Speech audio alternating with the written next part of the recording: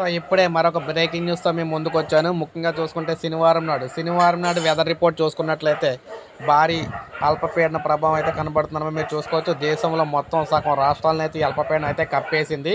దీని ప్రభావంతో మొత్తం అంతా కూడా ఉత్తర భారతదేశం అంతా కూడా భారీగా వర్షాలు అయితే పడబోతున్నాయి.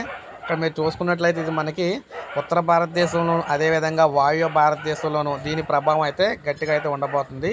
దీని ప్రభావం ఇక్కడ ఇలా మనకి ఆంధ్రప్రదేశ్కు కూడా కొంతవరకు అయితే రాబోతుంది అనమాట. ఆంధ్రప్రదేశ్ ఇక్కడ తెలంగాణ కూడా చూసుకుంటే ఆంధ్రప్రదేశ్లో అనంతపురంలో దీని ప్రభావం అయితే గట్టిగా ఉండబోతుంది. అదేవిధంగా విశాఖపట్నం అదేవిధంగా అనకాపల్లి జిల్లాల్లో కూడా కొంతవరకు దీని ప్రభావం ఉండబోతుంది. ఇక తెలంగాణలో చూసుకున్నట్లయితే తెలంగాణలోని కర్ణాటక బోర్డర్లో కొంతవరకు దీని ప్రభావం అయితే ఉండబోతుంది అనమాట.